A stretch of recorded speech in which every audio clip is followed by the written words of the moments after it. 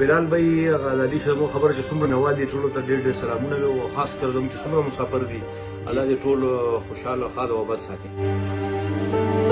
مننه بلال بھائی ستاسو یو نړۍ مننه کوم چې خپل بلاګ کې موږ له ټایم راکړو.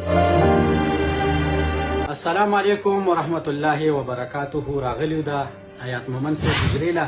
پېښور کې ټول یو ځای شو را سره چې دی زموږ د سوشل میډیا نور هم ډېر خواږه ملګري دي. تاسو به یې پېژنئ د ډي ان ان نیوز والا ملک صاحب هم دی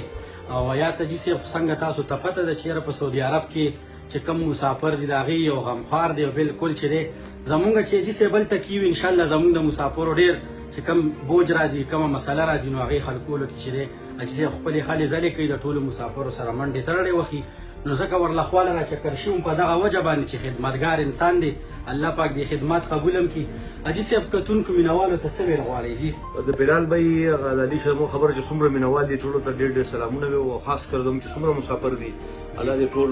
خوشحاله ښاد او بس ساتي. امین. ملک صاحب هم ناست دی ډېر محترم ملک صاحب زموږ سره ملک صاحب هم ناست دی ډي ان ان نیوز ډېره والا. مننه بلال بھائی ستاسو یو نړۍ مننه کوم چې خپل بلاګ کې موږ له ټایم راکړو او بیا څنګه تاسو د حیات مومن صاحب خبره وکړه یقینا چې د هلې ځلې به مه کتلې نو بیا په هغې باندې مونږ خپرونه هم ریکارډ کړه ځکه چې زموږ اکثر ملګري داسي چې هغه د پښتنو خدمت کوي د مسافرو خدمت کوي خو د سکرین نه پنای چاته اکثر خلکو ته پته نه نو بیا په کار دا ده چې داسې خلک کم د پښتنو خدمت کوي د مسافرو خدمت کوي نو زموږ او ستاسو دا فرض جوړېږي چې د هلې ځلې دا مونږ وستایو هم نو بلا نړۍ ته هم پته ولګي او مسافرو ته پته ولګي زموږ د مشکلاتو د حل دپاره داسې خلک میندو زیږولي دي چې هغه زموږ خدمت دپاره هر وخت چې کوم نیرو چا کوڅوبند دي خپله خرچه هم کوي وخت هم خرابوي او لګیا یې د پښتنو خدمت کوي نو زموږ دعا ده چې الله پاک دې نور هم استقامت ورکړي او موږ به کوشش کوو چې د هلې ځلې چې کوم دی نو دا به موږ نړۍ ته هم ښیو هغه پښتانه به خبرو چې کوم د دې نه خبر نه لري. ډېره مهرباني.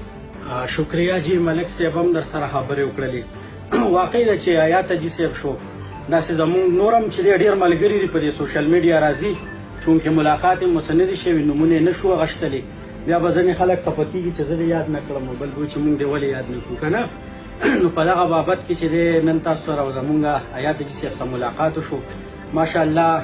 ډېر عزتداره خلک دی په دې کلي علاقه کې هم چې دی یو نوم شته دی او دا دې چې کوم د سوشل میډیا ملګري ټول ورله چې دی راچکر شوي دي ورسره ناست دي انشاءالله سیاسي خلې ځلې خبرې به هم ورسره کوي د قام د خدمت خلې ځلې به هم ورسره کوي خبرې اترې به ورسره کوي نو حاجي صاحب بس الله پاک مو چې دی دا ډېره ډنډه آباده لره او والله چې فخر در باندې کوو یار در باندې کوو نور هم داسې ډېر خلک شته دی زموږ په دې مومن قام کې چې هغې چې دی د قام خدمت کوي خو د دې کیمرې شاته دي نو موږ وی راشه چې د حاجي صاحب لږ شانته کې دې کیمرې ته را مخامخ کړو او د دې چې دی هم یو تعارفي نشست وکړو او بل چې دی په سعودي عرب کې زم چې زیاتره مسافر حاجي صاحب پیژني نو که پیژني په دا وجه پیژني چې یو ځل یو مسله هلته کې راغله سعودي عرب کې نو ما یو کس ته وویل هغه ما ته وی دا ستاسو کار نه دی او دا بل چا حیات حاجي صاحب سره رابطه وساتئ انشاءالله دا مسله به درله هغه حل کړي نو بیا چې دی حاجي صاحب سره هم رابطه وشوله هغه مسله الله پاک حل کړله نو حاجي صاحب داسې یو نر بهادر انسان دی نو ټول ملګري چې دی در سره سپورټ هم کوي او بس ښاد آباد اوسئ یاره اجازت خو درنه واخلو د الله په امان.